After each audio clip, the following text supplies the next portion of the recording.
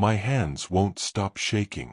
I'm staring at this little card on the table, gold letters printed neat and fancy, and I can't breathe right. Everyone around me is laughing, clinking champagne glasses, talking about how beautiful the ceremony's gonna be. But all I see is my name, Harlan Drew, and right next to it, in that same gold ink, family friend. Then in parentheses, like some kind of sick joke, fake father. Fake. 26 years. 26 years of skinned knees and bedtime stories and working doubles so she could have dance lessons. 26 years of being dad. And now I'm fake. I'm sitting here in my best suit, the same one I wore to Lucinda's funeral, and I feel like I'm drowning. The woman next to me glances at my card and looks away fast, like she's embarrassed for me. Across the table, Trevor's mother, Marissa's new mother-in-law, leans toward her husband and whispers just loud enough for me to catch it. Well, at least they were honest on the card. Blood tells the truth. Her smile is sharp, cold. She knows I heard her.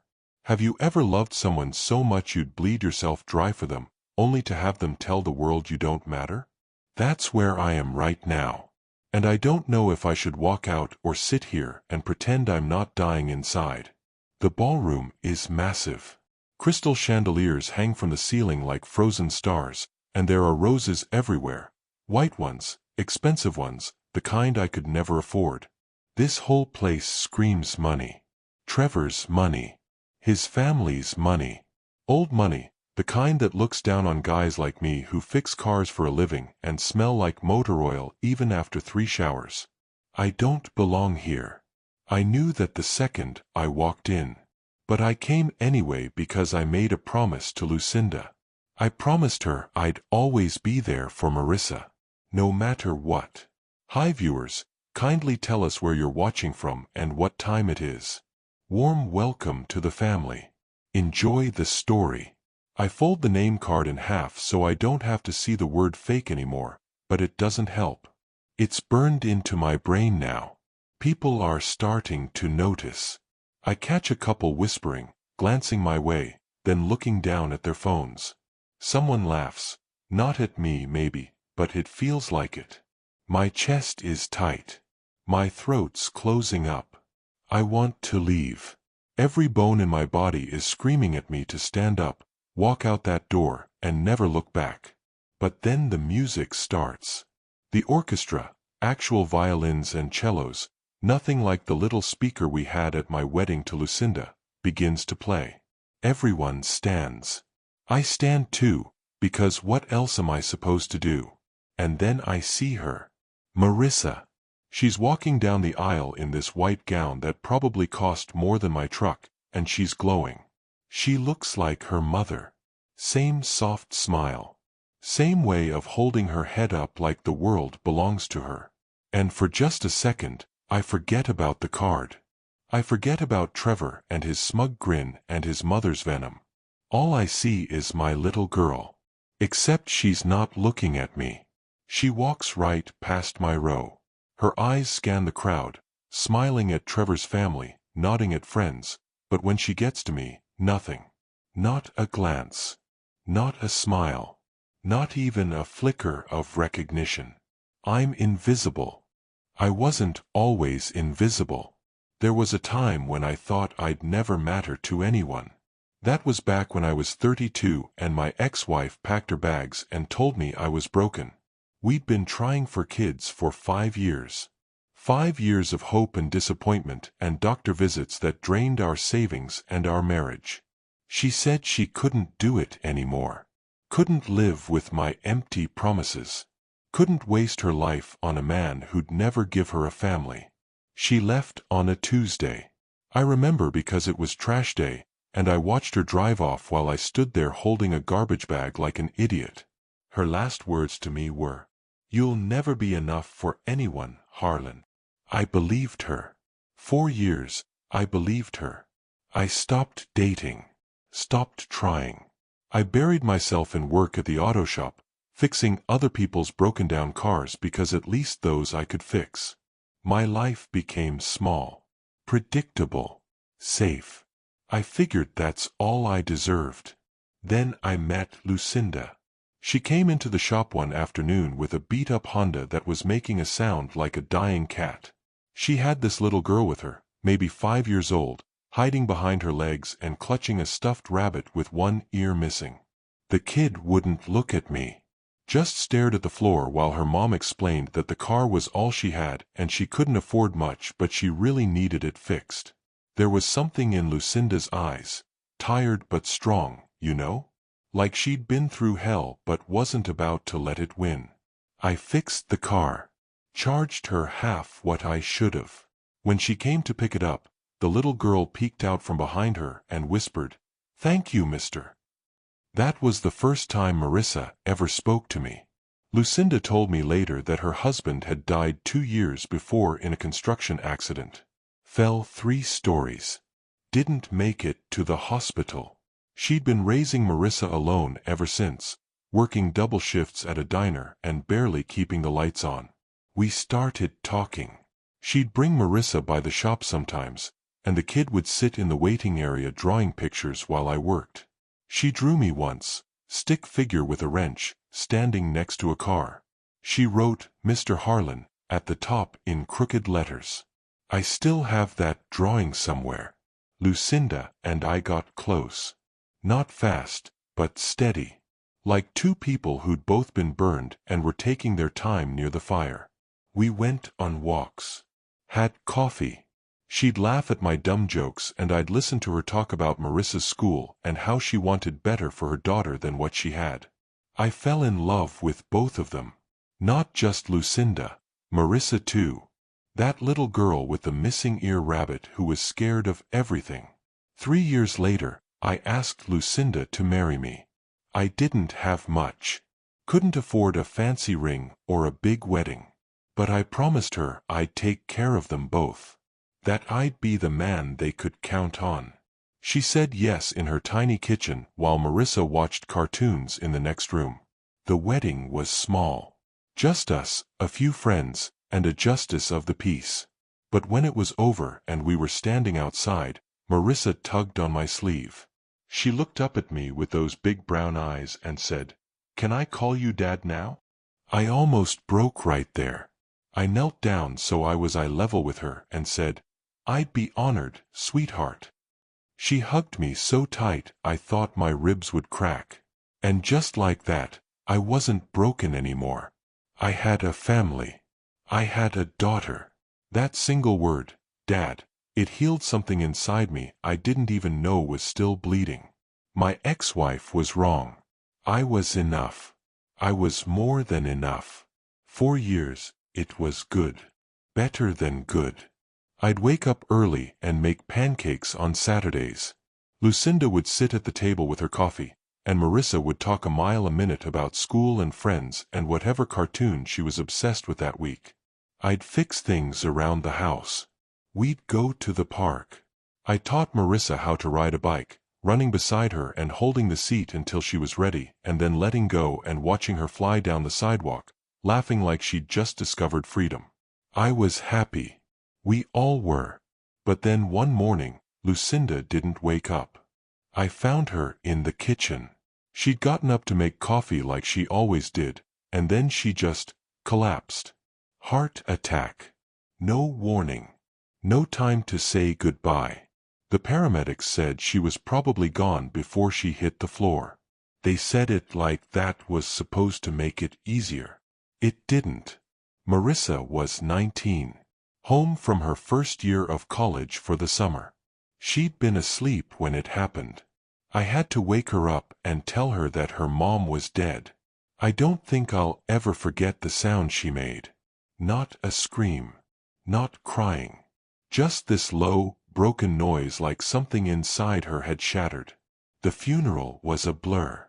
People I didn't know showed up and said things that didn't mean anything. "I'm sorry for your loss. She's in a better place. Time heals all wounds." I wanted to tell them to shut up, but I didn't. I just stood there and nodded and shook hands and pretended I wasn't completely falling apart. After everyone left, it was just me and Marissa. She didn't talk much those first few weeks. She'd sit in Lucinda's chair at the kitchen table and stare out the window for hours. I didn't know what to do. I'd never been good with words. So I did what I knew how to do. I showed up. I made her meals even when she didn't eat them. I drove her back to school when she was ready. I called her every night just to make sure she was okay. Slowly, she started coming back to herself. She'd call me and tell me about her classes. She'd come home on weekends and we'd watch movies, or I'd help her with her car when it acted up. She leaned on me, and I was glad. I wanted to be there for her. I wanted to be the steady thing in her life when everything else felt like it was falling apart. I worked more hours to keep up with her tuition. Lucinda and I had some savings, but it wasn't enough. So I took on extra shifts. Worked nights. Worked weekends. I didn't mind. Marissa was smart. She was going to do something with her life. She was going to be more than I ever was, and I was proud of that. When she graduated, I sat in the crowd with a cheap camera and took 100 pictures. When they called her name, I stood up and cheered so loud the people around me gave me dirty looks. I didn't care. That was my daughter up there. My kid. The one I'd raised. The one I'd sacrificed for. After the ceremony, she ran over to me and threw her arms around my neck. "I did it, Dad," she said. "We did it." We. That word meant everything. But things started changing after that. She got a job in the city. Started making real money. She'd call less. Visit less. When she did come home, she seemed distracted. Always checking her phone. Always talking about work and her new apartment and people I didn't know. I told myself it was normal. She was building her life. I couldn't expect her to stay close forever. Then one night, she called and said she wanted me to meet someone. His name was Trevor. She said he was special. That she thought I'd really like him. I should have known right then that I was losing her. Trevor showed up at my house wearing a suit that probably cost more than my monthly mortgage. He had perfect hair. Perfect teeth. The kind of smile that didn't reach his eyes. When he shook my hand, his grip was weak. Like he didn't want to touch me longer than he had to. "Nice to meet you, sir," he said. But he didn't mean it. I could tell. Marissa was glowing. She kept looking at him like he'd hung the moon. She talked about his job in finance, his family's business, the trips they'd taken together. Europe. Hawaii. Places I'd never been and never would be. I tried to be happy for her. I tried to smile and nod and ask questions. But something felt off. Trevor barely looked at me when he talked. He'd answer my questions with short, clipped responses, like he was doing me a favor. When I mentioned that I ran an auto shop, he actually flinched. Like the idea of working with your hands was disgusting to him. "That's interesting," he said. Then he turned to Marissa and started talking about some restaurant they were going to try. He didn't ask me anything else. I caught him looking around my house while Marissa was in the kitchen. His eyes scanned the worn furniture, the old TV, the photos on the wall. He didn't say anything, but I saw the judgment. I saw the way he straightened his tie like he was uncomfortable just being there. When they left, Marissa hugged me and said, "I'm so glad you two finally met. Trevor really likes you, Dad." I didn't believe her. The months went by and I saw her less and less. Phone calls became texts. Texts became nothing. When I did hear from her, it was always rushed. Always distracted. I started to feel like I was bothering her. Like I was some obligation she had to check off her list. Then one night, she came over for dinner. Just the two of us. I thought maybe things were getting back to normal. I made her favorite meal, meatloaf and mashed potatoes, the same thing Lucinda used to make. We ate and talked, and for a little while, It felt like old times. Then she said it. "Dad, I need to talk to you about something." Her voice was quiet, nervous. I put down my fork. "What's wrong?" She looked down at her plate. "It's about the wedding. Trevor and I have been talking and, well, his family is pretty traditional. They're helping us pay for everything, and they have some specific ideas about how things should go." I waited. My stomach was already tightening. "Trevor thinks it might be better if you didn't make a speech at the reception." She said it fast, like ripping off a Band-Aid. "He doesn't want guests getting confused about, family things." Family things. I just stared at her. Confused about what, Marissa? She wouldn't look at me.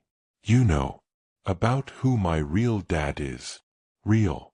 That word hit me like a fist. I sat there, trying to process what she'd just said. Trying to figure out how the little girl who'd asked to call me dad had turned into this woman who was calling me fake. "I've been your dad for 26 years, I said quietly. "I know. And I love you. But Trevor's family, they're really important to him. And this is his day too." She reached across the table and touched my hand. "You understand, right?" I pulled my hand back.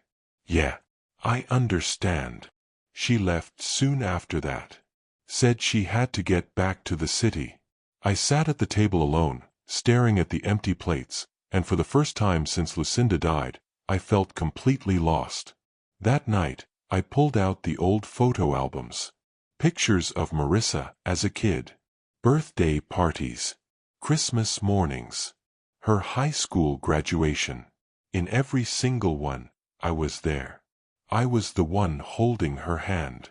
I was the one smiling next to her. I was her dad. But to Trevor and his family, I was nothing. The wedding invitation came 2 months later. The envelope was gold. Fancy. The kind with wax sealing it shut like we were living in some medieval kingdom. I stared at it for a long time before I opened it. Part of me didn't want to. Part of me knew that whatever was inside was going to hurt. I was right. The invitation was formal. Stiff. It had Marissa's name and Trevor's name in swirling calligraphy, and at the bottom, a list of the wedding party. Trevor's father was listed as father of the groom. But there was no father of the bride.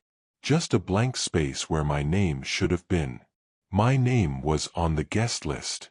Mr. Harlan Drew. No title. No acknowledgement. Just my name, like I was some distant cousin or coworker she felt obligated to invite. There was no handwritten note. "No, I hope you can make it, Dad." Nothing. I set the invitation on the kitchen table and sat there in the dark. The house was quiet. Too quiet. It had been too quiet since Lucinda died. And now it felt like Marissa had died too. Not physically. But the girl I raised, the one who used to crawl into my lap and ask me to read her stories, she was gone. I thought about not going. I thought about throwing the invitation away and pretending I never got it. But then I remembered my promise to Lucinda. I'd promised her I'd always be there for Marissa. Even when it hurt. Even when she didn't deserve it. So I decided to go. The weeks leading up to the wedding were lonely. I didn't hear from Marissa. Not a call. Not a text. Nothing. I thought maybe she'd reach out. Maybe she'd apologize for what she'd said. But she didn't. The morning of the wedding, I stood in front of the mirror in my bedroom and stared at myself. I looked old. Tired. My hair was more gray than brown now. My hands were rough and scarred from years of working on cars. I wasn't the kind of man who belonged at a fancy wedding. I knew that. But I put on my best suit anyway. The same one I'd worn to Lucinda's funeral. I polished my old shoes until they almost looked new. And I grabbed the handkerchief Marissa had embroidered for me when she was 10. It had my initials on it, HD, stitched in crooked letters. I folded it carefully and tucked it into my pocket. Then I got in my truck and drove to the venue. The place was a mansion. Literally. White columns. Marble steps. A fountain in the driveway. Valet parking. I felt like I'd driven onto a movie set. I handed my keys to a kid in a tuxedo who looked at my truck like it was contaminated. Inside was worse. The ballroom was enormous. Chandeliers everywhere. Flowers that probably cost more than my mortgage. An orchestra, not a DJ, an actual orchestra, setting up in the corner. People in designer suits and dresses mingled with champagne glasses, laughing and talking like they owned the world. I didn't belong here. I found my table near the back. Not at the front with family. Not even in the middle. The back. Like I was an afterthought. And that's when I saw it. The name card. Harlan Drew, family friend, fake father. I picked it up. Read it again. Hoping I'd misread it. But no. There it was. Fake father. In gold ink. For everyone to see. My hands started shaking. The room started spinning. And I knew right then, that I'd lost her. I can't stop staring at those two words. Fake father. The letters blur as my eyes water, but I won't cry. Not here. Not in front of these people who are already whispering and glancing my way like I'm some kind of circus act. A woman across the table, wearing diamonds that could probably pay off my house, leans over to her husband and whispers something. They both look at my name card. Then at me. Then they look away quick, like they've seen something embarrassing. I fold the card in half and shove it in my pocket next to Marissa's old handkerchief. My heart is pounding so hard I can feel it in my throat. The room is too bright. Too loud. Everyone around me is laughing and clinking glasses and talking about how beautiful everything is, and all I can think about is how I don't exist to these people. I'm not family. I'm not even real. Trevor's mother walks by my table. She's wearing a dress that probably costs more than my truck, and she moves like royalty. When she passes, she glances down at where my name card was, then at me, and her lips curl into this little smile. Not friendly. Knowing. She leans toward Trevor's father and says loud enough for half the table to hear. Well, at least they were honest on the card. Blood tells the truth. Blood tells the truth. I grip the edge of the table so hard my knuckles turn white. I want to stand up. I want to tell her that blood doesn't mean a damn thing when you're the one showing up every single day. When you're the one sacrificing and loving and being there when it's hard. But I don't say anything. I just sit there and take it because what else can I do? Cause a scene at my daughter's wedding? Prove to everyone here that I'm exactly what they think I am, some nobody who doesn't belong? The orchestra starts warming up. People begin moving toward their seats. The ceremony is about to start. I should leave. Every instinct I have is screaming at me to get up and walk out before this gets worse. But my legs won't move. I made a promise to Lucinda. I promised her I'd always be there for Marissa. Even when it hurt. Even when she broke my heart. So I stay. The music swells and everyone stands. I stand too, even though my chest feels like it's caving in. The double doors at the back of the ballroom open and there she is. Marissa. My daughter. She's in this white dress that flows behind her like something out of a fairy tale, and she's holding a bouquet of roses that match the ones decorating every surface in this place. She looks beautiful. She looks just like Lucinda. She walks down the aisle on the arm of some guy I've never seen before, probably Trevor's uncle or something, and she's smiling. That same smile she had when she was little and I'd push her on the swings. That same smile she had when I taught her to drive. That same smile that used to be for me. But when she gets to my row, she doesn't look at me. Her eyes scan the crowd, landing on Trevor's family, on her friends, on people I don't know. But not on me. She walks right past like I'm not even there. Like I'm invisible. And maybe I am. Maybe I've been invisible this whole time and I was too stupid to see it. She reaches the altar and Trevor takes her hand. He's grinning like he just won the lottery. His family is beaming. Everyone is watching them like they're the only two people in the world. And I'm sitting in the back, holding a handkerchief with crooked stitches, feeling like the biggest fool who ever lived. The officiant starts talking. Something about love and commitment and two families becoming one. I don't hear most of it. I'm too busy watching Marissa, waiting for her to glance back. Just once. Just to let me know that I matter. That the last 26 years meant something. She never does. The ceremony ends and everyone claps. Marissa and Trevor kiss and the room erupts in cheers. They walk back down the aisle together, her hand tucked into his arm, both of them glowing.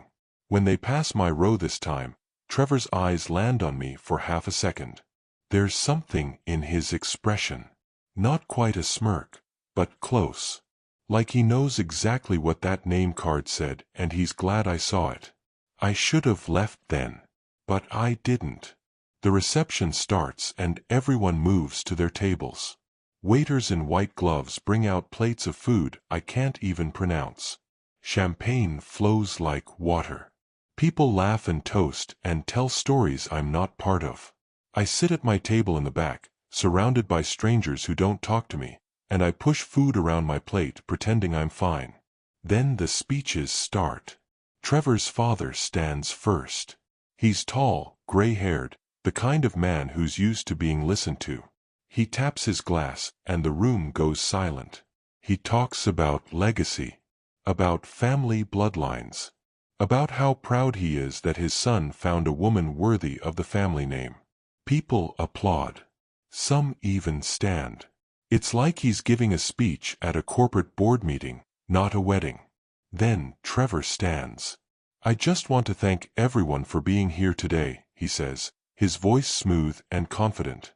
This is the beginning of something incredible. The beginning of a real family.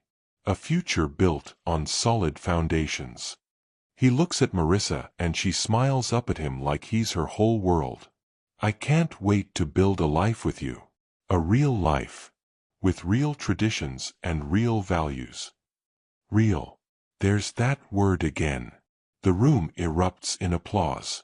People are cheering. Trevor's family is practically glowing with pride. And I'm sitting here feeling like I've been punched in the stomach. A real family. Like the one Marissa had with me wasn't real. Like the years I spent raising her, loving her, sacrificing for her, none of that was real. I look around the room and no one seems to notice. No one seems to care that Trevor just erased me from Marissa's history with a single word. They're all too busy celebrating. Too busy drinking expensive champagne and eating fancy food and pretending like this is the happiest day of everyone's life. Then the photographer shows up. All right, let's get some family photos, he says, motioning for people to gather near the front. Trevor's parents step forward. His siblings. His grandparents. They all line up, smiling for the camera. Then the photographer looks at Marissa. How about one with your family now? Marissa hesitates. Just for a second. She glances toward the back of the room, toward me, and I think maybe, just maybe, she's going to call me up there. Maybe she's going to acknowledge that I exist. But then Trevor leans over and whispers something in her ear. She nods. And she stays right where she is. Actually, the photographer says, looking confused, where's the bride's father? Let's get one with him. Trevor's mother steps in. Oh, he's not here, she says smoothly, like it's the most natural thing in the world. Marissa's father passed away years ago. My breath catches. The room tilts. I grip the edge of the table to steady myself. Passed away. Marissa doesn't correct her.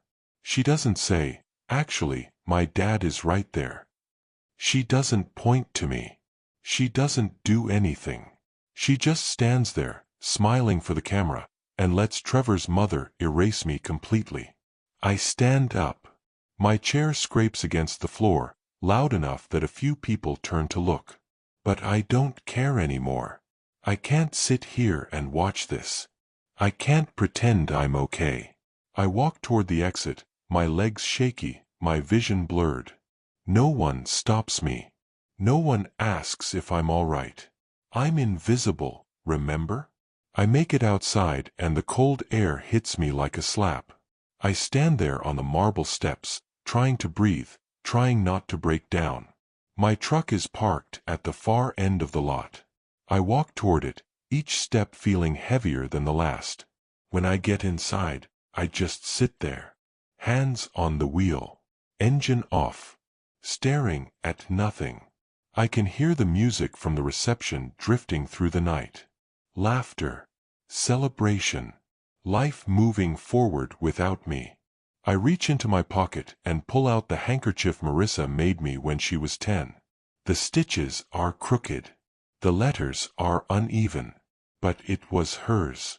It was proof that once upon a time, I mattered to her.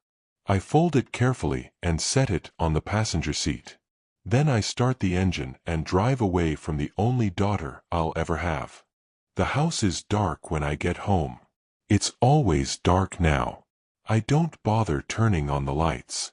I just walk through the rooms like a ghost, my footsteps echoing on the wooden floors. Everything looks the same as it did this morning, but it all feels different. Emptier. Like the life I thought I had was just something I imagined. I go into my bedroom and pull off the suit. Hang it back in the closet next to Lucinda's old dresses that I still can't bring myself to throw away. I change into jeans and an old t-shirt and sit on the edge of the bed, staring at the wall. For a while, I don't do anything. I just sit there, numb, hollowed out. Then I get up and walk to the spare room, the one I've been using for storage. There are boxes stacked against the walls. Old tools. Christmas decorations. And in the corner, a box labeled Marissa. I pull it out and open it. Inside is everything. Photos of her as a baby, as a little girl, as a teenager. Birthday cards she made me. Drawings. Report cards. The program from her high school graduation. A Mother's Day card she gave me once by mistake because she said I was like a mom and a dad together. I'd laughed and kept it anyway. I pull out each item one by one, remembering. Her first bike. Her first dance recital. The time she broke her arm falling out of a tree, and I carried her 3 blocks to the emergency room because my truck wouldn't start. The way she used to crawl into bed with me and Lucinda during thunderstorms. The way she'd say, "I love you, Dad," every single night before bed, even when she got older and it wasn't cool anymore. All of it. Every memory. Every moment. Real. But apparently not real enough.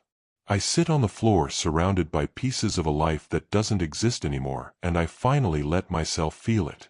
The anger. The hurt. The betrayal. She let them call me fake. She let them erase me. She stood there in her white dress and smiled while they told the world I didn't matter. I gather everything back into the box. Every photo. Every card. Every piece of proof that I was her father. Then I grab a marker and write on the side of the box in big block letters. For when she remembers. I don't know if she ever will. I don't know if she'll wake up one day and realize what she did. But if she does, this box will be here. Waiting.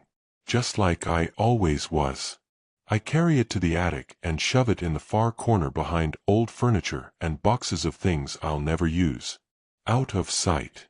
Out of mind. Then I go back downstairs and pull out my phone.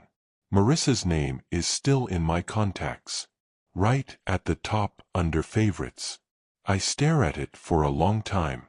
My thumb hovers over the screen. I could call her. I could text her. I could try one more time to make her see what she's done. But I don't. Instead, I delete her number. I delete our text thread. I delete every digital trace of her from my phone. Then I go to social media and do the same. Unfollow, unfriend, block. All of it. Gone. I set the phone down on the kitchen table and walk away. It's done. I'm done. I spent 26 years being her father, and it wasn't enough. So I'm letting her go. Not out of hate. Not even out of anger anymore. Out of self-respect. Because you can't force someone to love you back. Not even your own kid. I spend the next few weeks in a fog. I go through the motions. Wake up. Work. Come home. Sleep. Repeat. People at the shop ask if I'm okay. I tell them I'm fine. They don't push. I don't talk about the wedding. I don't talk about Marissa. I act like she never existed. The auto shop closes down 6 months later. The owner retires and nobody wants to buy it. I'm out of a job for the first time in 30 years. I start doing repair work from my garage. Small jobs. Just enough to pay the bills. My life shrinks.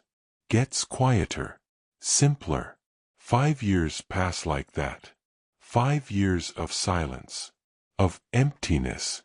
Of learning how to be alone. And then one night, it rains. I'm in my garage, elbow deep in an engine, when I hear a car pull up outside. It's late. Almost 9. Nobody comes by this late. I wipe my hands on a rag and walk to the garage door, squinting into the rain. There's a car idling in my driveway. Expensive. Black. The kind Trevor would drive. My stomach drops. The driver's side door opens and someone steps out. At first, I can't see who it is through the rain. Then she moves into the light from my porch. Marissa. She's soaked.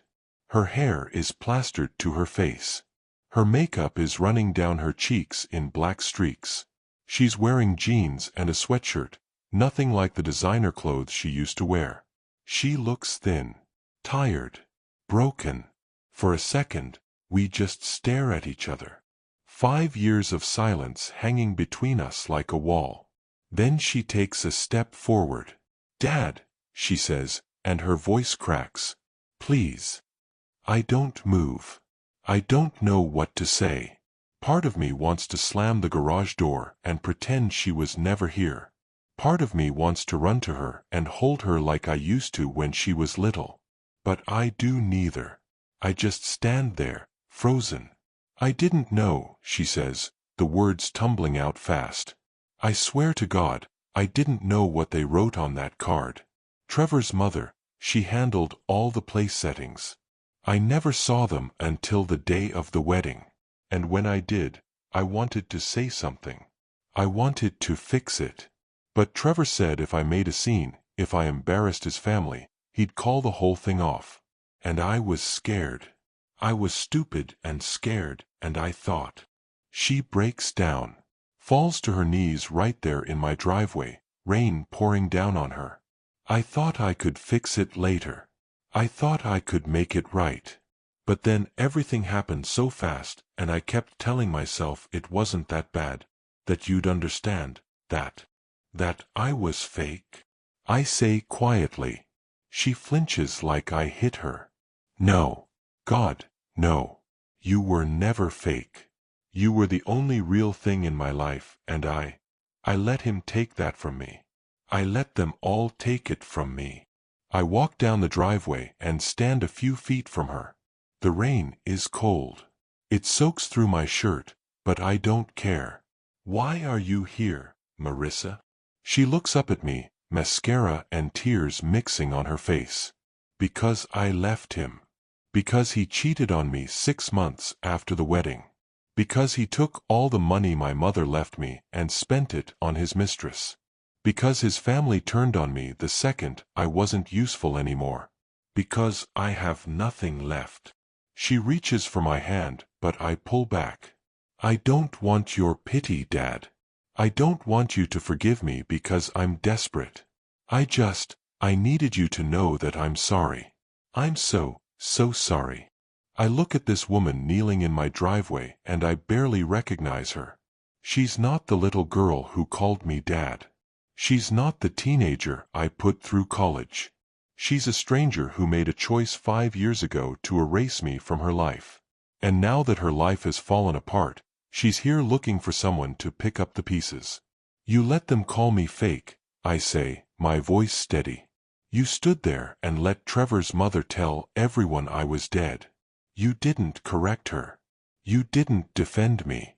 You chose him and his money and his family over the man who raised you. I know, she whispers. I know, and I hate myself for it. Do you? I ask. Or do you just hate that it didn't work out the way you wanted? She doesn't answer. She just cries harder. I crouch down so I'm eye level with her. Marissa, I loved you more than anything in this world. I gave you everything I had. And it still wasn't enough. So now I need to know, are you here because you actually miss me? Or are you here because you need something? She meets my eyes, and for the first time in 5 years, I see the little girl I used to know. I miss you, she says. I miss you so much it hurts. I stand up. My heart is breaking all over again. Come inside. You're soaking wet. She sits at my kitchen table wrapped in one of Lucinda's old blankets. I make coffee, strong and black, the way she used to drink it before Trevor convinced her that espresso was more sophisticated.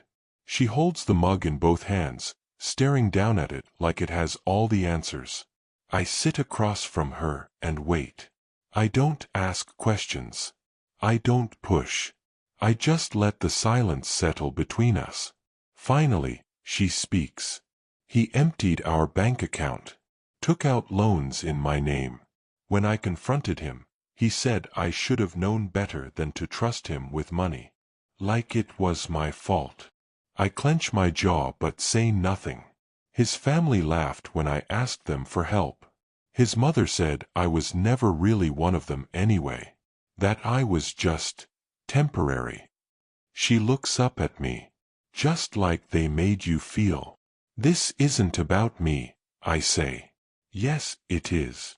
Her voice is stronger now. Steadier. Because you tried to warn me.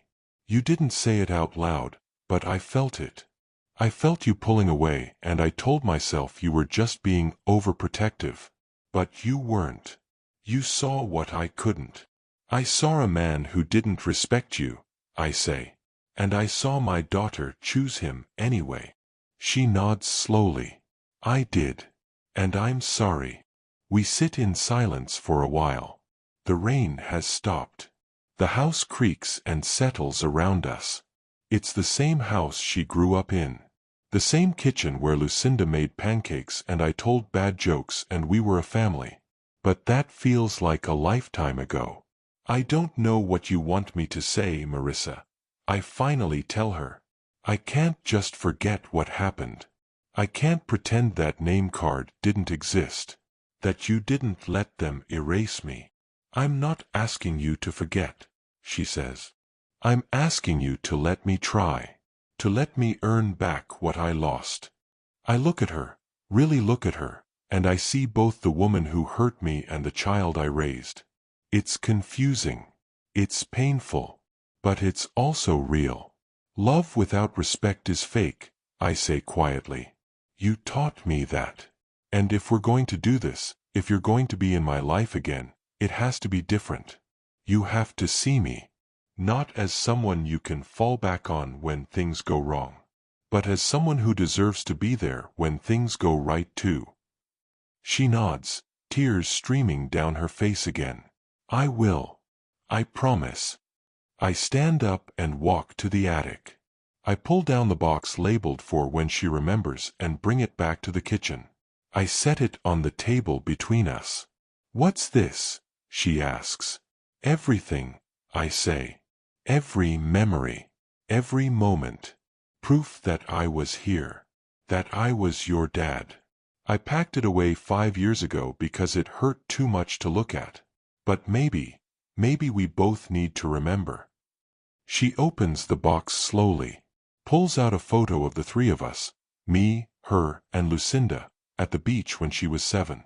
She starts crying harder. Then she pulls out the crooked handkerchief she made me. The birthday cards. The drawings. All of it. I remember all of this, she whispers. I never forgot, Dad. I got lost. Then let's find you again, I say. She looks up at me, hope flickering in her eyes. Can I come home? I take a deep breath. This is the moment. The choice. I can turn her away and protect myself from ever being hurt like that again. Or I can take a risk. Let her back in. Give her a chance to prove she's changed. Home isn't a place, Marissa, I say. It's the people who see your worth, who respect you, who choose you even when it's hard. You're my home, she says. I walk around the table and pull her into a hug. She collapses into me, sobbing, and I hold her the way I used to when she was little and the world felt too big. We'll take it slow, I say. One day at a time. But you have to mean it. You have to show up. I will, she promises. I swear I will. We stand there in my small kitchen, holding each other, and I think about Lucinda. About the promise I made to always be there for Marissa. I kept that promise. Even when it broke me. Even when she didn't deserve it. And maybe that's what real love is. Not perfect. Not easy. But present. Always present. Later, I walk Marissa to her car. The rain has stopped completely now, and the air smells clean. She turns to me before getting in. Thank you, Dad. Don't thank me yet, I say. You've got a lot of work to do.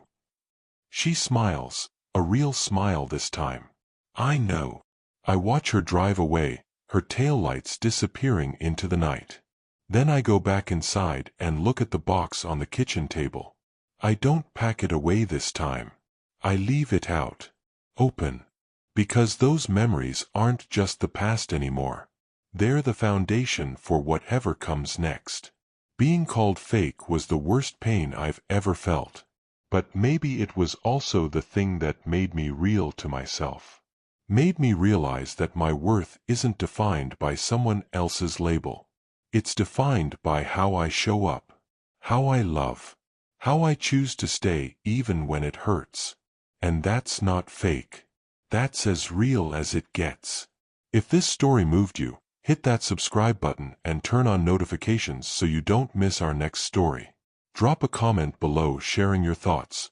Your words might inspire someone who needs to hear them today. Remember, love isn't about blood. It's about showing up.